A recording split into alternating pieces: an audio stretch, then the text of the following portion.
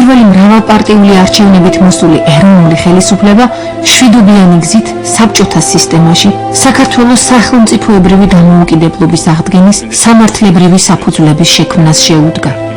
რისთვისაც გამსახურდიას ხელისუფლებას პირველ რიგში ქართული საზოგადოების სრული ერთიანობა და უზენაეს საბჭოს გარეთ დარჩენილ რადიკალურ ოპოზიციასთან კონსტრუქციული ურთიერთობა სჭირდებოდა. ამდენად 14 ნოემბერს უზენაესი საბჭოს პირველი სხდომის დროს შენობის წინ შეკრებილ მოსახლეობას ის სწორედ ამ იდეით შეხვდა.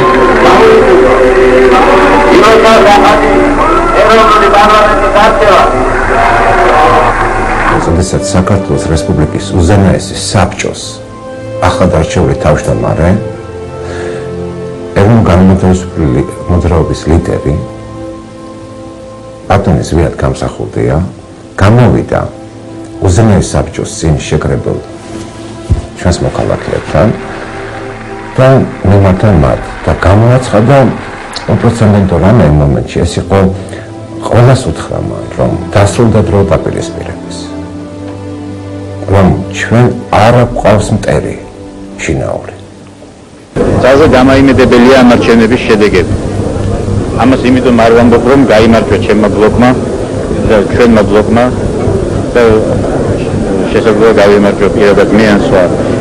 მე მახარებს ჩვენი ერის გამოღვიძება, მაღალი პოლიტიკური შეგნება და ერისა და ეროვნული მოძრაობის ერთიანობა, რაც გამოვლინდა ამ არჩევნებში, მართალია არის გარკვეული განხეთქილებები, დაპირისპირებები, მაგრამ ალმაღდებით ყოველივე ამაზე და ძლიანი საქართველოს ერთიანი ეროვნულ-განმათავისუფლებელი მოძრაობა მიაღწევს თავის მიზანს საქართველოს დამოუკიდებლობის აღდგენას. თუმცა უზენაესი საბჭოს პირველივე სხდომაზე ერის კონსოლიდაციის იდეასთან ერთად კომუნისტების მიმართ ერთი ცინიკური პოლიტიკური დემარში მაინც განხორციელდა. ახლად არჩეულმა უზენაესი საბჭოს თავმჯდომარემ ცეკას პირველ მდივანს მიკროფონი გამოუხდო. მაშინ გივი გუმბარეძე თემურ ქორეძის ბრალდებაზე უმაღლეს სასწავლებლებში ოროსნების ჩარიცხვის შესახებ განმარტების მიცემას აპირებდა. 2 დღის შემდეგ ის თანამდებობიდან გადადგა. თვითონ გუმბარეძეს უნდა თანამშრომლობას ვერ განსახურდიასთან. მე არ ვიცი ახლა თქვენ იცით თუ არა, აი თვითონ გუმბარეძეს უნდა თანამშრომლობა განსახურდიასე და მის გარემოცვას მე არ ვიცი პირადად მას თხოვდა თუ არა, მაგრამ მე მაქვს იმის თორე არცევს იმის დამოკიდებული დოკუმენტები რომ მან ითხოვა რომ დარჩენილი იყო მოადგილეთ უზენაესი საბჭოს თავმჯდომარით მოადგილეთ და აი გაეძლებინათ ერთად მუშაობა. აი ეს უნდა გივი გუმბარეძეს და ერთიც უნდა გითხრათ კიდევაც რომ ყველაზე საინტერესო მომენტია ის რომ სულად გამსახურდია როცა მოვიდა ხელისუფლებაში უკვე და მთავრობა შედგა და თემისიგი არის მთავრობის თავმჯდომარე, მაშინ დაატოვა კომუნისტების წარმომადგენლები. აი თქვა წინა პერიოდის ხელისუფლების ბევრი წარმომადგენელი დატოვა. აი მაგალითად მინისტრად იქნა დატოვებული ვანაღარიშვილი. უმაღლეს მასწავლებელი და თავისი პოლიცია დამოკოჩეს და ისე ვთქვათ სწორად თანამდებობრივი პოლიცია დაოს მოდაუწერი. მე როგორც აღიქვია ეს არჩევნებს ეთქოლა. მე მიაჩნია რომ მრავალპარტიული და ეს ნამდვილად დემოკრატიული არჩევნები აუცილებელია ჩატარდეს. ამაზე საერთოდ დაწესებულებას, მაგრამ მე ვთვლი რომ ამ არჩევნების გარეშე და მასში ყველა პოლიტიკური ძალის მონაწილეობის გარეშე ყველა პოლიტიკური ხალხის უზენაეს მის თავისუფლების პოლიტიკა და ვისაც მიაჩნია რომ საქმეში მონაწილეობის გეუბნება შეუძლებელია. რაიმის გაკეთება მე მახსოვს რომ ქალაქის მერიც იმ დროისთვის დატოვებული იქნა. ეს იყო კომუნისტური სწორედ წყობიდან მოსული ხალხი ხელისუფლებაში. ეროვნულ მოძრაობამ მოახერხა ის რომ საქართველოს რესპუბლიკის კომუნისტური პარტიისგან მიიღო ძალიან მნიშვნელოვანი დათმობები. 9 აპრილის ტრაგედიის შემდეგ საქართველოს სახელმწიფოებრივი დამოუკიდებლობის აღდგენისთვის ბრძოლამ თვისობრივად ახალი ხასიათი მიიღო. კომუნისტური ხელისუფლება იძულებული გახდა წასულიყო დათმობაზე ეროვნული მოძრაობის წინაშე, რის შედეგადაც მთელი რიგი მნიშვნელოვანი საკანონმდებლო აქტები იქნა მიღებული. არ შეიძლება არ აღინიშნოს საქართველოს რესპუბლიკის კომუნისტური პარტიის წევრთა დამოკიდებულება. და არ შეიძლება არ აღინიშნოს ის მაღალი პატრიოტული, ესე ვიტყოდი, პოლიტიკური საობა, რომელმაც განაპირობა საქართველოში მშვიდობიანი გზით საქართველოს რესპუბლიკის ფორმირება. მისი სახელმწიფოებრივი დამოუკიდებლობის აღდგენა. ამაში ერთი მხრივ რა თქმა უნდა დიდი ძალისხმევა იყო ეროვნული მოძრაობის.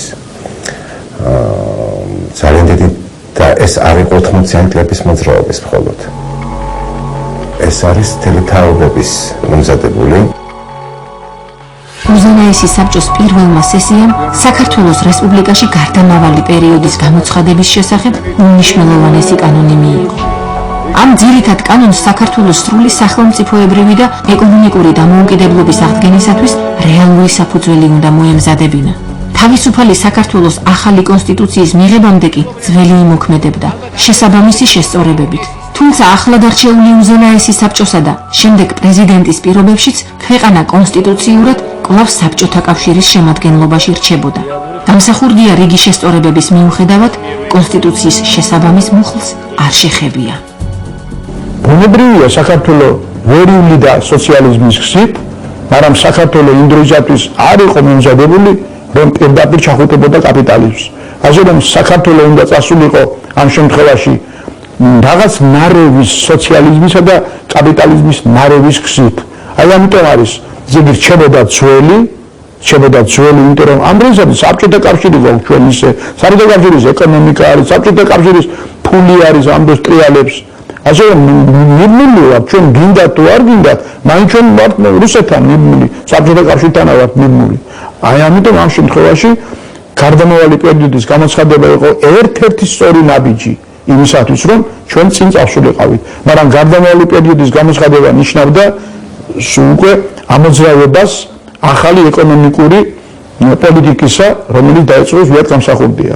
ცხადია, რომ ეს პარტია და ის სტრუქტურები, რომელიც მოქმედებდნენ საქართველოში და სხვათა შორის მოქმედებდნენ 1991 წლის 20 დეკემბრამდე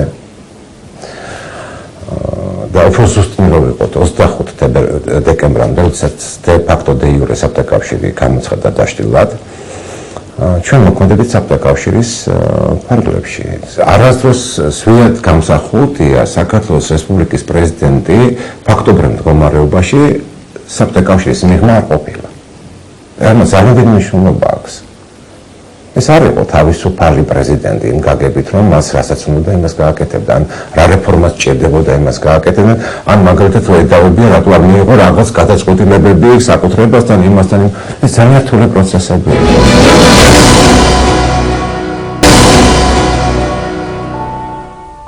მრგვალი მაგიდის პოლიტიკური დოქტრინის ეკონომიკურ ნაწილს სპეციალურად შექმნილი მუდმივ მოქმედი კომისია კომუნისტური წარსულის მქონე გამოცდილ დეპუტატებთან და მთავრობის მეთაურ თენგიზ სიბუასთან ერთად ამუშავებდა.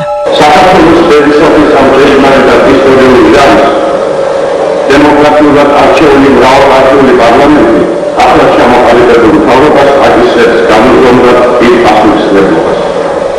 საქართველოს სრული პოლიტიკური და ტერიტორიული სუვერენიტეტის უზრუნველყოფის მატერიალური საფუძველი უნდა შექმნას დამოუკიდებლად.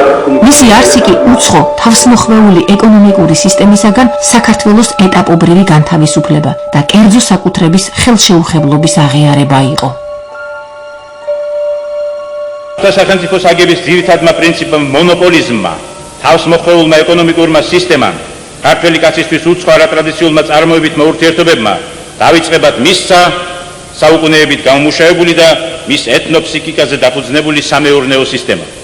ყოველივე ამან გამოიწვია ეკონომიკის მოშლა, მეურნეობის მართვის გაუარესება, ეკონომიკური მიზანშეწონილობისათვის ძირის გამოთხრა და საზოგადოება მიიყვანა ზნეობრივ დეფორმაციამდე. თვითონ გამსახურდია, როგორც ასეთი არ იყო ეკონომისტი და შეიძლება მას არ ქონდა სიღრმისეული წარმოდგენები აქ, მაგრამ მე რამდენადაც ვიცი, მას ხარდა ეკონომისტების მთელი ჯგუფი, და მათ შორის ყოფილი კომუნისტები, ცნობილი წარმომადგენლები, რომლებიც ამუშავებდნენ ამ პროგრამას.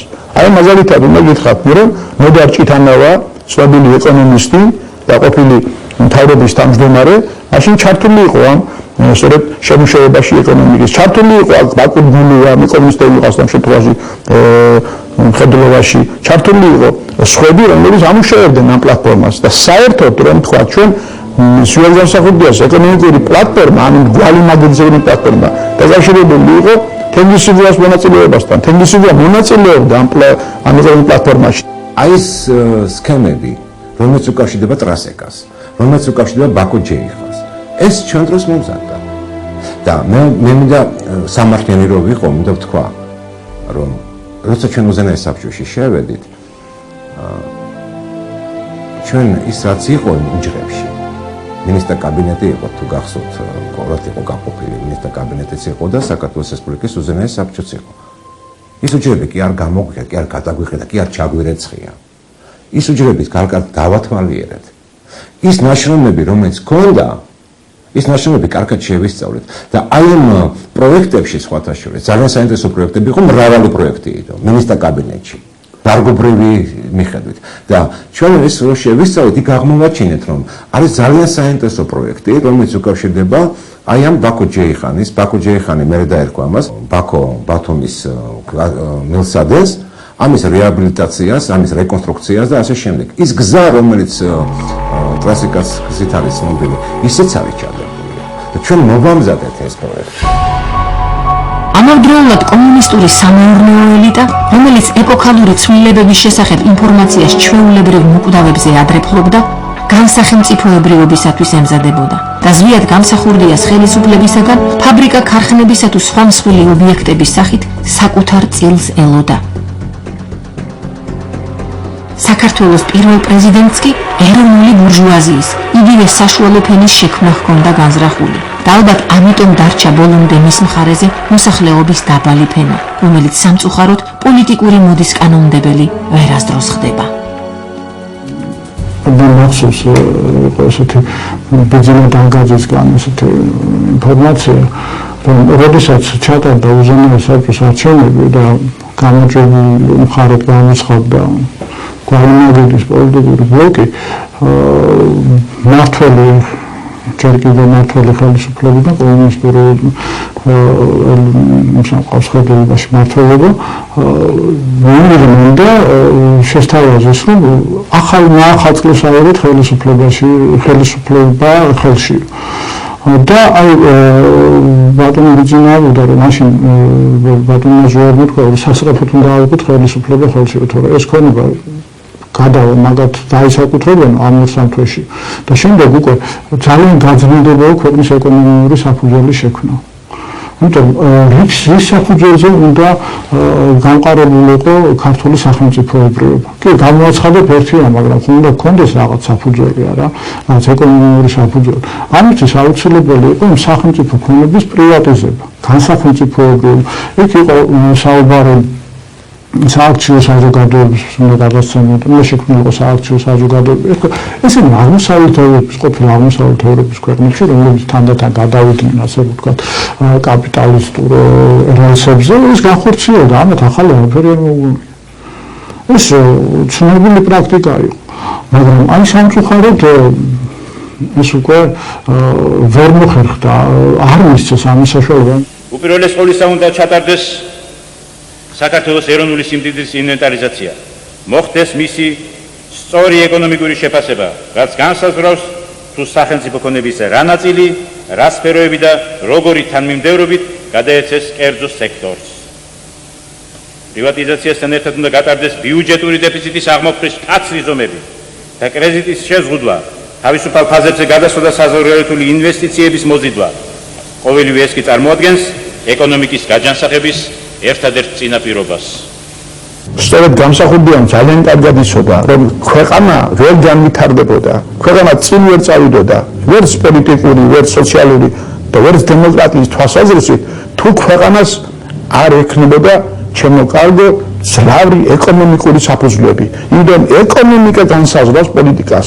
ეკონომიკა პოლიტიკის გამსაზღვრელია და მიღებულია და ცნობილი აქსიომა არის. ამიტომ თუ საქართველოში არ იქნებოდა აი ერთ-ერთი მნიშვნელოვანი აი ეს გახლავთ, ესე იგი აქ სწორედ მომენტი აუცილებლად უნდა შექმნილიყო საშუალო ფენა, რომელიც სამწუხაროდ დღესაც არ არსებობს. თუ არ იქნა საშუალო ფენა ქვეყანაში და ვერ განვითარდა საშუალო ფენა, ქვეყანა ვერ განვითარდება. საშუალო ფენა ნიშნავს იმას, რომ შენი მრეწველობა უნდა გქონდეს, შენი მრეწველობა უნდა განავითარო, შენი მსუბუქი მრეწველობის გზით წავიდოდი ჩვენ ალბათ, თორემ ახლა აქ მძიმე ტექნიკა და თანხმობრივი საქართველოში იმრად ვერ განვითარდებოდა. კვების მრეწველობა განვითარდებოდა, საქართველოში განვითარებული იყო და ეს ყველა შეუწყობდა ბუნებრივია ეროვნული ბურჟუაზიის წარმოშობას, რომელიც პოლიტიკა მიმართული იქნებოდა თავის ქვეყნისათვის. აი ეს იქნებოდა ერთ-ერთი მნიშვნელოვანი მომენტი საქართველოს პოლიტიკურ და ეკონომიკურ ცხოვრებაში. 1991 წლის 9 აგვისტოს საქართველოს უზენაესმა საბჭომ მიწის პრივატიზაციის შესახებ კანონი მიიღო, რომელიც მოქმედებაში 1 ოქტომბერს უნდა შესულიყო. კომუნისტურმა სამეურნეო ელიტამ დაინახა, რომ ის მღვრიე წყალში თევზს ვეღარ დაიჭერდა. ამდენად ზვიად გამსახურდიას ხელისუფლების წინააღმდეგ ბრძოლაში კიდევ ერთი გავლენიანი და ფინანსურად უზრუნველყოფილი ფენა ჩაება. ვინც ამას უკავშირებ ყველაფერს. თუ უკვე აქ მათ დაინახეს, რომ იურიდიულად ეს სახელმწიფო ქონება მოსახლეობაზე უნდა გადანაწილებულიყო, რომლის ნაწილი თვითონაც იყო, მათაც ერგო რა თქმა უნდა ყველას ერგებოდა, მაგრამ არა იმ დოზით მიიღებდა, რა დოზით მათ ეს სურდათ. და აი აქ მოხდა სწორედ, აი მე მახსოვს ესეთი გამოდგა, რა ჩვენ ზვიად გადაუხურდაოთ ფული?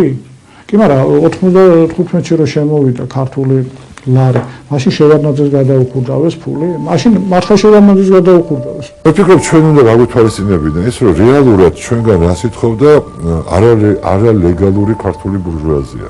რა უნდა მოეთხოვა? ლეგალიზება. საქართველოს ჩამოყალიბებული ბურჟუაზია საბჭოთა პერიოდში, მახინჯი ფორმებით, უკანონოდ. მაგრამ ბუნებრივი განვითარების გამო ნაცია ვითარდებოდა. ამის გარეშე შეუძლებელია რომ მას არ გაუჩნდეს აი მეწარმეთა ფენა, მაშინ დაღუპულია ეს ნაცია. გაგვიჩნდა ჩვენც, ოღონდ მოგვიწია მაინც საბჭოთა პერიოდში. რასაც იქ ეძახოდნენ მანკიერებას, ან დაძდებდნენ ამ ხალხს, თან ყველაზე სულელური ტერმინი იყო უშრომელი შემოსავალი. მე სიმართლე გითხრათ, სულ ვეძებდი სად არის ეს უშრომელი, იმიტომ რომ ის ხალხი უკანონოდ, მაგრამ შრომით შეუძლობდა ფულს. უბრალოდ უკანონოდ. საბჭოთი არ იძლეოდა კანონით ამის საშუალებას, თორე უშრომელი მეტად მაპოვლინა სადმე კაცო, სად არის უშრომელი შემოსავალი, ხო? შევარდნაძე სხვა შორის 70-იანებში, აი ყველაზე მეტად მაგას ვერ ჩოდე რა. პიროვნული სიმპათიაც კი მქონდა, ხო, ესეთი კაცი იყო ნიჭიერი, შეუპოვარი, რომ ის ებრძოდა ბუნებრივ პროცესს საბჭოთა კავშირის გულის მოსაგებად. თან ვერ მოიგებდა, ამდენ ადამიანს დაუმახინჯა ცხოვრება და გაამრუდა ნაციის ბუნებრივი განვითარება. იმიტომ ის იყო იდიოტიზმი, საბჭოთა წყობილება, იმ გაგებით ეკონომიკა და ეს იყო ბუნებრივი ადამიანი. სინამდვილეში ორი ეკონომიკა კი არსებობს, თქვა კაპიტალისტური და სოციალისტური. არსებობს ბუნებრივი და არაბუნებრივი, არანორმალური. რაც იყო სოციალისტური, აი საბჭოეთის გაგებით სოციალისტური, თორე შვეიცარიაში კაპიტალისტური ეკონომიკა სოციალისტურად ნაწილდება. აი იქ ახთა მარქსის წინასწარმეტყველება, ოღონდ კაპიტალიზმის წყალობით ახთა. აბა თავიდან სოციალიზმი ყოფილიყო შვეიცარიაში. ზვიად გამსახურდიას დროს საქართველოს რესპუბლიკის კონსტიტუციაში არის ნორმები, რომელიც საბჭოთა კავშირის უფლებამოსილების აღიარებას ახდენს. ჩვენ ვაღიარებით საბჭოთა კავშირში რო ვიყავით. ჩვენ არ გამოგვიცხადებია, ჩვენი ფულადი, ესე იგი, საფინანსო, საბიუჯეტო სფერო თინაც საკავშირო ბიუჯეტთან კავშირში იყო. ჩვენ ის ვალუტა ქონდა, რასაც მანეთი ერქვა, ისევ ის ლენინის თავები ეხათა გამიგეთ ემართმანეთიანებს. ეს არავის არ დაავისდეს აქ. და როცა ლაპარაკია, რატო არ მიცა, რა უნდა მიეცა? ვიდრე არ გადასწრებოდა საქართველოს რესპუბლიკის სახელმწიფო საკითხი. მანამდე როგორ შეიძლება დაწყებულიყო ეს გადანაწილების პროცესი? ბურჟუაზიულ დემოკრატიულ რევოლუციად შერაცხულ ძმათამკვლელ ომამდე, მაშინ როდესაც ახლად არჩეული უზენაესი საბჭოთა მთავრობა ახალი სახელმწიფოს მშენებლობაზე მსჯელობდა, კახეთის მხედრიონმა ადგილობრივ პოლიციაზე თავდასხმები დაიწყო. მათი ლიდერების არგუმენტი პოლიციის კორუმპირებულობა და არანაკლები კრიმინალური წარსული იყო. ჭადრაკის სასახლე კი იგივე მხედრიონის შტაბ-ბინა, კონგრესში გაერთიანებული პოლიტიკოსებისა და მათი მხარდამჭერი ინტელიგენციის ოფიციალური თავშეყრის ადგილი გახდა. ზვიად გამსახურდიას თავიდანვე გამოუჩნდა მოწინააღმდეგეები. თავიდანვე სამწუხაროდ. მე უნდა გითხრათ ერთ-ერთი ფაქტის შესახებ თქვენ, რომ იმ სესიის პერიოდში, როცა სესია მიმდინარეობდა ქვეყანაში და ცხადდებოდა საქართველოს რესპუბლიკად, და არა სოციალისტური რესპუბლიკა და გამოცხადდა უკვე რომ საქართველოს დამოუკიდებლობისკენ იღებდა გზას, თორემ დამოუკიდებლობას კი არ აცხადებდა და დამოუკიდებლობისკენ მიდიოდა. აი ეს იყო უმთავრესი მომენტი. აი მაშინვე ოპოზიციამ იმ დღესვე ვიად განსაკუთრებით ირჩევდნენ პრეზიდენტის თავმჯდომარედ გამოუცხადა ბოიკოტი. და უფრო მეტს გეტყვით კიდევაც იმ დღესვე დაიწყო თავდასხმები მაშინ ასეთი პოლიციის პოსტები იყო მაშინ გაის პოსტებს რო ეძახიან და ეს ხდებოდა ამ პოსტების დაკაჩაღება, ხდებოდა სხვა ადგილების დაკაჩაღება იმ დღესვე და აქ მონაწილეობდა ზოგიერთი პარტია და მათი წარმომადგენლები. ეს ცნობილი ფაქტი არის დღეს. ესე იგი წარმოიდგინეთ რომ ეროვნული სახელმწიფო უნდა სვიადგამსახურდია ააშენოს, ის უწვის ყველას ხელს კომუნისტებსაც. გამოვიდა ის და თქვა თვითონაც რომ ჩვენ უნდა გაუწოდოთ კომუნისტებს ხელი. აი მან დაასახელა მაგალითად ხეჩინაშვილის ცნობილი აკადემიკოსის მაგალითი. აი ის არისო კომუნისტიო, მაგრამ როგორ შეიძლება ჩვენ ხეჩინაშვილი უარყოთ ეხლაო, როგორც ექიმიო. და ასევე ბევრი დაასახელა მან მაგალითები და უწვიდა ის კომუნისტებსაც, მან ხელი გაუწოდა ოპოზიციასაც და უთხრა რომ მოდი დავივიწყოთ ჩვენ ეს ჩვენი ძველი ურთიერთობები, დავივიწყოთ ჩვენ შორის გამწვევებული ურთიერთობა და ერთად ყველამ დავიწყოთ ქვეყნის შენებლობა, ეროვნული სახელმწიფოს შენებლობა.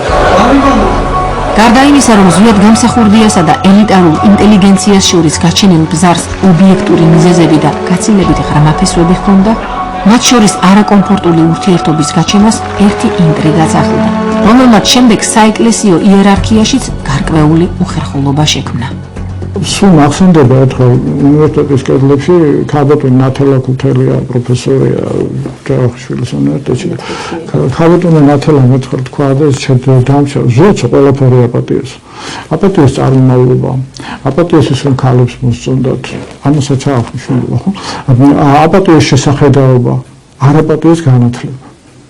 იმიტომ რომ ზვიადთან ის საბჭოთა ინტელიგენცია ჰუმანიტარული განსაკუთრებით ვერ გრძნობდა თავს ისე როგორც შევარდნაძესთან.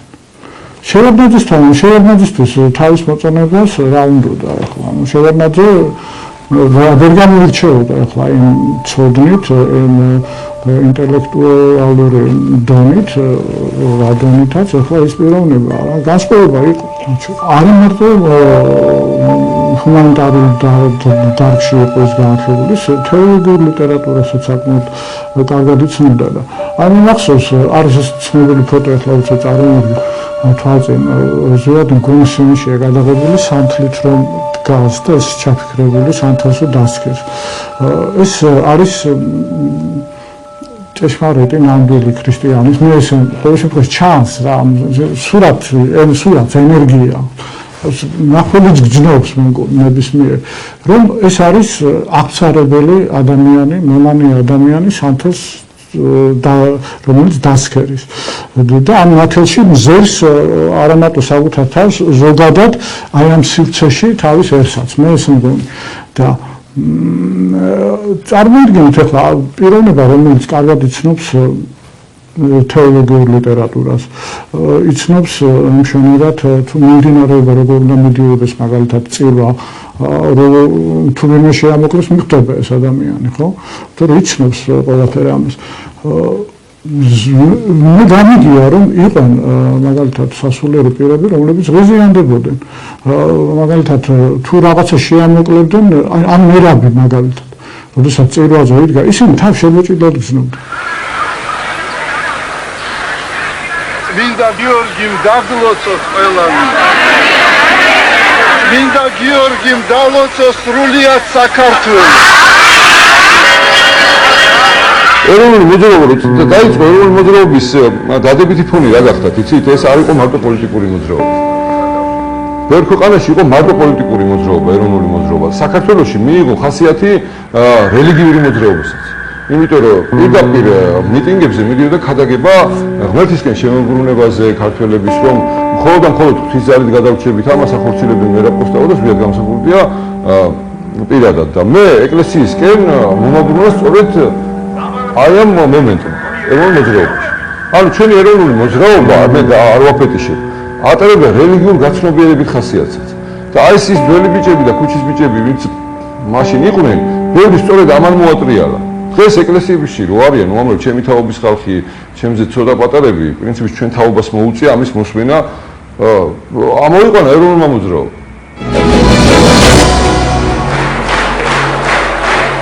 თავდაპირველად მრგვალი მაგიდის პოლიტიკური დოქტრინის მიხედვით საქართველოს დამოუკიდებლობის აღდგენის პროცესი ისე უნდა წარმართულიყო, რომ სოფლიო გლობალურ პოლიტიკურ პროცესებს და დასავლეთისა და აღმოსავლეთის დიალოგს არ დაპირისპირებოდა.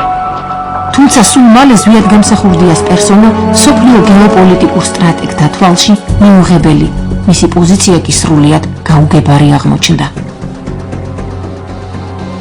უდიდეს სახელმწიფო და მეთაურები იჩხანებიან ტელევიზიით გამოჩვლისას საქართველოს ხსენებისას, მეგობრებო. ბუნებრივია დასავლეთის კონტექსში აი საქართველოს მოაზრება სწორედ მათ მოკავშირედ და სტრატეგიულ პარტნიორად ვერ მოხდა. იმიტომ რომ მე ვფიქრობ მაინც რომ ზვიადგამსახურდია დიპატივცემდა დასავლეთს, დიპატივცემდა დასავლეთში თვითონაც მას და არაერთხელ გაისმოდა 80-იან წლებში მისი გვარი იგივე სწორედ კონგრესში, ამერიკის შეერთებულ შტატებში და უნდა გითხრათ კიდევაც რომ სწორედ მაკეინი იყო ის პიროვნება, რომელმაც დროშაც აღმართა 9 აპრილთან დაკავშირებით, თქვენ იცით ეს 9 აპრილის მომენტთან დაკავშირებით ამერიკაში და მას ჰქონდა უბრალოდ ხარდაჭერილი პოლიტიკოსებშიც, მაგალითად ფაიბსი იყო ასეთი ცნობილი პოლიტიკოსი, მხარს უჭერდა, მე რამდენადაც ვიცი, სწორედ კისინჯერის და აი ბზეჟინსკის არ იდგნენ შორს მისი პოლიტიკისგან, მაგრამ ეს იყო ერთი მხარე.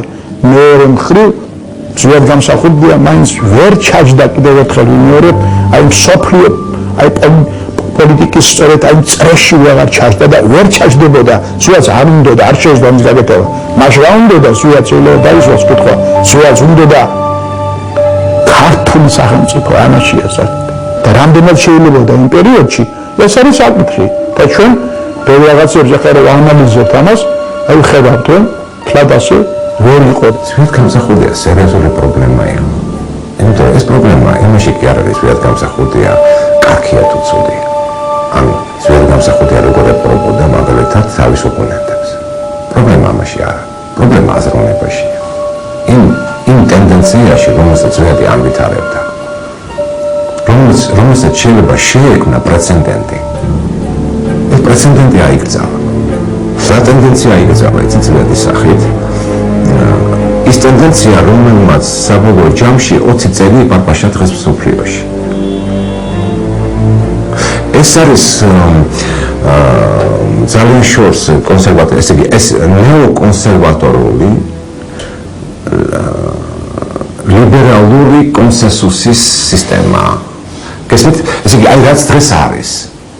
აი ეს 20 წელი, ეს 20 წელი რომელმაც შეიყვანა მსოფლიო ჩიხში, რომ დღეს მსოფლიოში პრაქტიკულად ევროპაში უსაფრთხოების პრობლემები დგას, მსოფლიო ბირთვული გამიგეთ ასე თქვათ გამოწვევების წინაშე დგას, მსოფლიოში არის უკონტროლო სიტუაცია, იძულებულია თემურიგი სახელმწიფოები აწარმოონ გარკვეული ექსპანსიური გამიგეთ მოქმედებები, აგრესია აწარმოონ იმისათვის, რომ ესე იგი მე თქმა მინდა რომ ეს პოლიტიკა ეხლა კი არ გაჩნდა, არამედ ამ პოლიტიკას საფუძველი ჩაუყარეს 90-იანი წლების დასაწყისში. და ზვიადგამსახურდია ამაზე ხელს არ მოაწერდა. ზვიადგამსახურდია არასდროს არ გადააქცევდა კავკასიას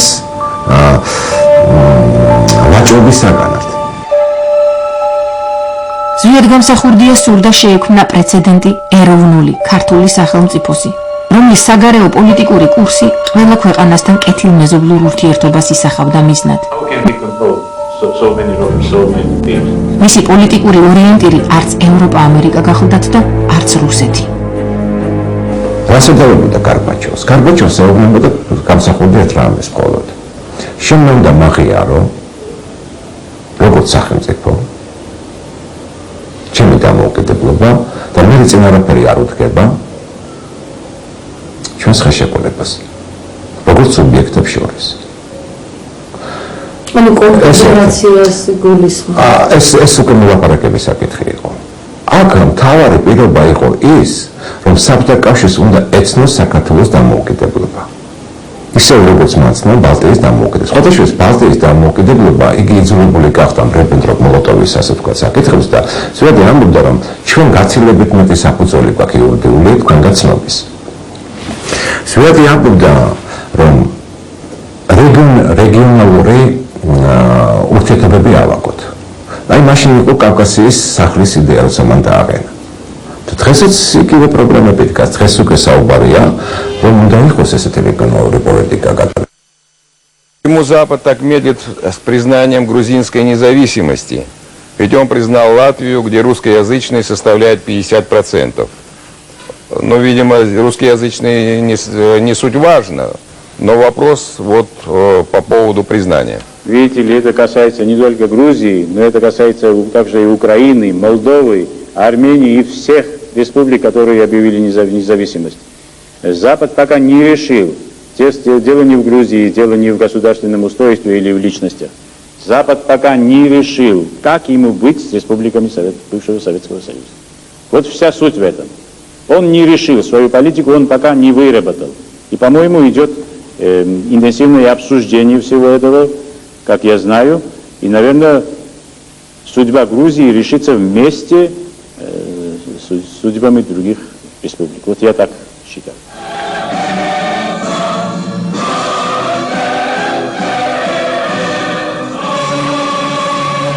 ძლიად გამსახურდიასა და მის გუნდს ხელისუფლებაში ყოფნა ახალი მსოფლიო წესრიგის პირობებში მოუხდა.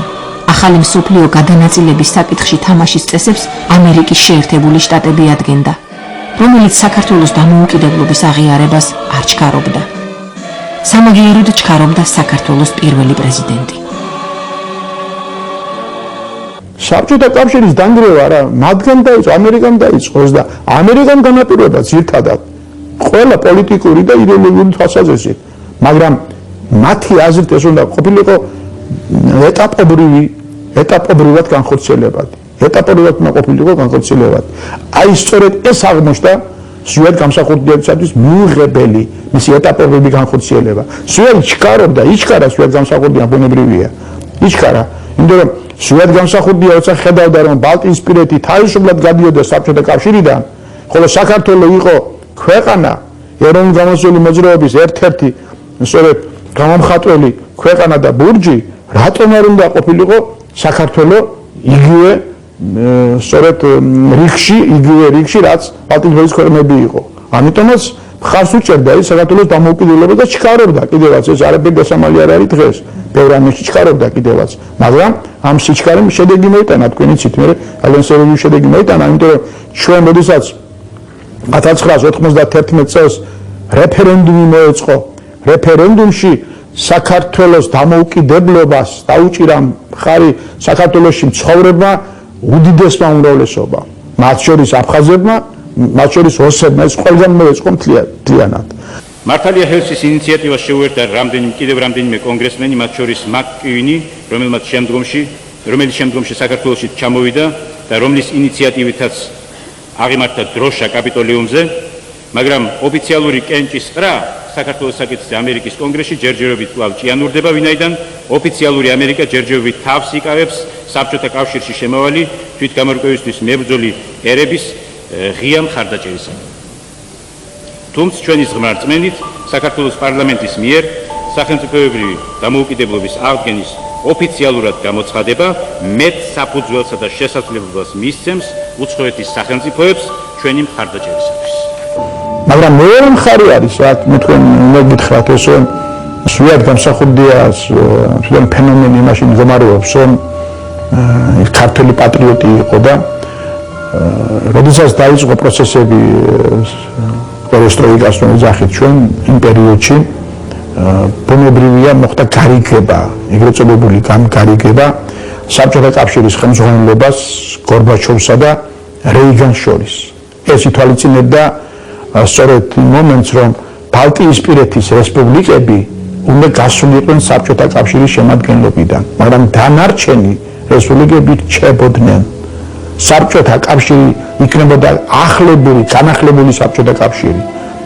იქ მე მახსოვს რომ სახაროვი იყო ასეთი ცნობილი აკადემიკოსი, ნობელის პრემიის ლაურეატი და დიდი მეცნიერი, აი სწორედ მან წამოაყენა რომ და ეს დისიდენტი სახაროვი იყო და წარმოიდგინეთ რომ ის აყენებდა სწორედ ამ მოსაზრებას და ემირატი სახაროვი რომ აი საბჭოთა კავშირი კი არ დაიშალოსო, საბჭოთა კავშირი იყოსო და აი ჩვენო პირიქით შემოვიდნენ საბჭოთა კავშირის შემადგენლობაში სხვა ავტონომიური რესპუბლიკებიცო, ისე გაფართოებული იყო საბჭოთა კავშირი. ბალტიისპირეთზე ლაპარაკი არ იდგა, ბალტიისპირეთი წავიდა, მაგრამ აი ეს რესპუბლიკები უკრაინა, ბელორუსია, კავკასია და ყაზახეთი და სხვა რესპუბლიკები უნდა დარჩენილ იყვნენ საბჭოთა კავშირის შემადგენლობაში.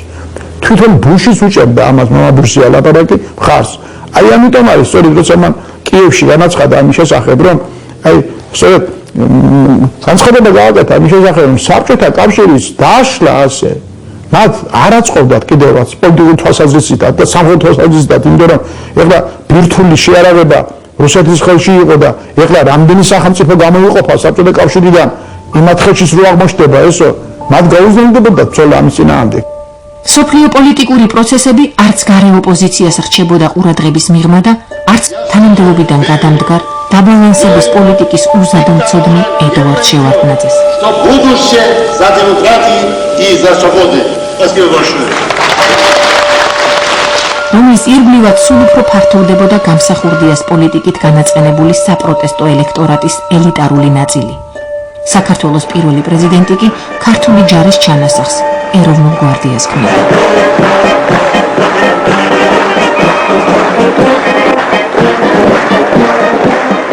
შევარდნაძის პიროვნული ფაქტორი იყო ძალიან მნიშვნელოვანი. შევარდნაძე რომ არ ყოფილიყო, ეს ელიტა ესეთი გულუბრყვილოდ მართული არ აღმოჩნდებოდა.